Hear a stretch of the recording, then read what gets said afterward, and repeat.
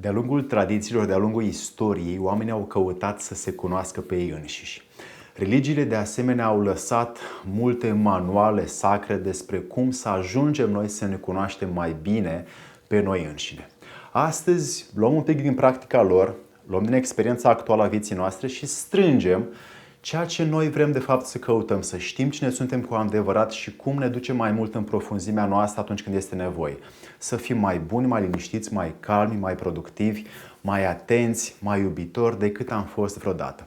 Iar pentru aceasta am pregătit aceste lucruri pentru voi astăzi încât să ne cunoaștem mai bine pe noi în interiorul nostru și ce putem face să fim mai mult. Dar despre ce este vorba, să-i dăm drumul.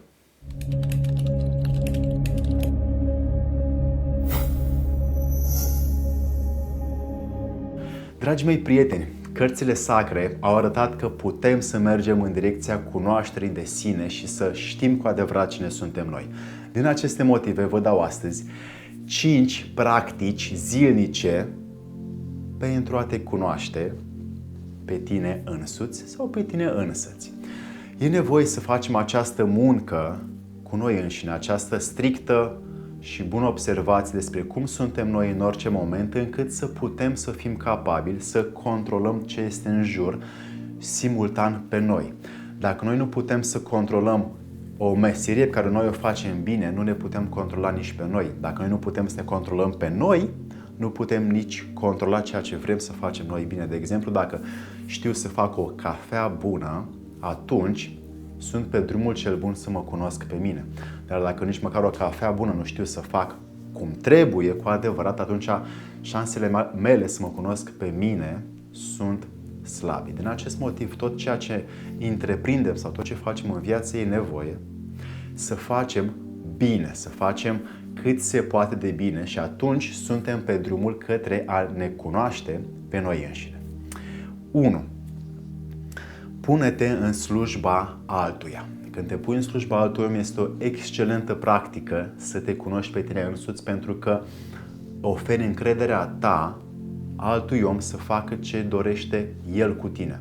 Să-ți spună să gândești așa, să-ți spună să faci acel lucru pentru el, să-i termine acel proiect, să-l ajuți cu acele idei, să-i gătești masa, ca și cum fac părinții pentru copii. Când copiii roagă să facă un lucru, părinții repede sar și fac orice pentru ei. Cam la fel, când vrei să te cunoști pe tine, să te pui în slujba unui om care are deja o experiență mai mare și mai înaltă decât tine și să faci cam ce spune el. Sau dacă vrei să oferi încredere angajatorului tău sau iubitului tău, soției tale, atunci ai la fel șanse să te cunoști pe tine mai bine o perioadă de timp, toată viața, încât să știi cine ești cu adevărat mai mult. 2. Notează nu la laptop, nu la telefon, ci cu mâna, cu pixul de foaie, notează gândurile dimineața sau seara, sau dimineața și seara. Ai mai multă șansă să-ți observi tot fluxul mental și să știi cam în ce direcție bate. Astfel ai șanse să începi să-ți observi, să-ți controlezi și să-ți determini și să-ți direcționezi ce gânduri vrei către viitorul tău și către viața ta actuală și să nu mai fii sclavul gândurilor tale.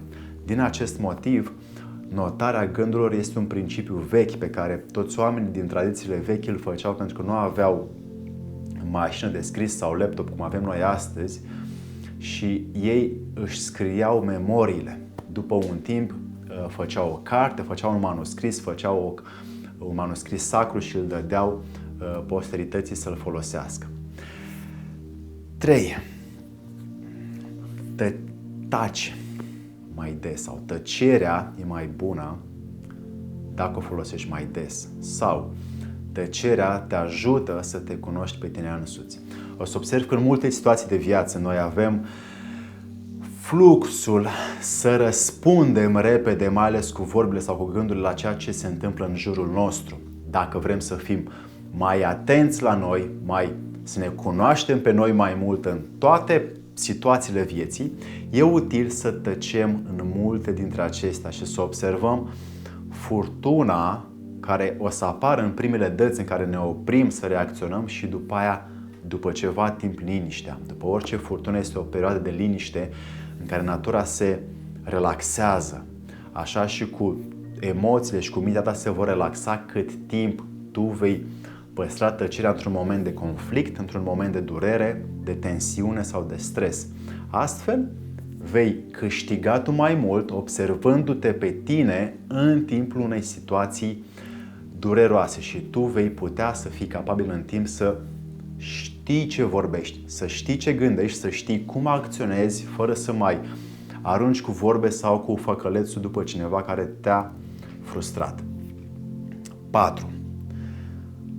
Evită autocompătimirea. Ei bine, autocompătimirea este un mecanism prin care noi ne plângem de noi înșine. Nu sunt suficient de norocos, nu am suficiente resurse. Mie nu mi-a mers foarte bine ieri la lucru. Nu cred că pot să am atât de mulți prieteni cum vreau. Tot timpul cei care vor autocompătimire vor atenție, dar nu mă bagi suficient în seamă, nu mă sun suficient de des, nu mi-ai trimis acel raport când am vrut eu. Și tot timpul autocompătimirea funcționează ca un mecanism în care ceva din viața mea vrea să fie mai presus decât alții și vrea să fie mai cumoț, vrea să fie mai în centrul atenției sau buricul universului și este o parte negativă a noastră prin care noi vrem să diferențiem sau să ne diferențiem de alții prin felul cum vrem sau cum suntem noi nemulțumiți. Cum suntem sau cum vrem să fim sau cum suntem nemulțumiți este un mod de autocompătimire. Când eviți toate aceste lucruri și îți asumi uneori să ai înțelegere, să ai răbdare, să știi să taci, să știi să oferi celuilalt un feedback pozitiv, bun, util, fără să mai aduci toată atenția. Mie nu mi se întâmplă asta, eu nu reușesc, eu nu pot, eu nu funcționez așa, eu nu pot să mă las de fumat și tot timpul eu nu pot aia, eu nu sunt în stare de aia sau mie nu-mi dai cât îmi trebuie, pe mine nu mă plătești suficient, da? Iarăși autocompătimire. Atunci toate aceste mecanisme când dispar, rămâne un pic din tine cine ești cu adevărat și vezi de fapt ce poți folosi din ceea ce rămâne încât să crești. Și 5. Practică tot ce înveți. Citești mult, aduni mult, câștigi o groază de experiențe în viața asta. Dacă nu le practici, ele se uită. Memoria funcționează cel mai bine doar prin practică. Dacă tu citești 1000 de cărți utile, frumoase, dar ai o singură experiență de emoție sau de gând înalt cu un om sau tu însuți undeva, aceasta este mai valoroasă decât acele 1000 de cărți citite. Astfel, e nevoie să practici tot ce strângi, chiar din aceste videouri, chiar din acest canal, chiar de la mine de pe site, chiar din experiențele celor dragi ție, chiar din experiențele maestrilor tăi pe care tu îi citești sau îi urmărești. Din toți aceștia tu aduni. Dacă aduni și nu practici, e în zadar, ai pierdut timpul. Dacă aduni și practici și experimentezi și aduci la verificare ceea ce te rog de fiecare dată să faci, atunci tu câștigi în propria ta experiență și te cunoști mai bine încât să știi cine ești cu adevărat în orice circumstanță a vieții ești și să fii productiv ție cât și altora simultan. Dragii mei, au fost aceste 5 practici pentru a te cunoaște pe tine însuți. Aveți noul meu site terapeutbucurești.ro. La mine aveți căutați după cuvintele cheie tot ce vreți la mine în site ca să vă însușiți o îmbunătățire mai bună a performanțelor voastre. Abonați-vă la acest canal ca să fiți mult mai buni cu voi înșivă și mai buni cu ceilalți și să ne vedem cu drag și cu bine. Să vă fie de bine.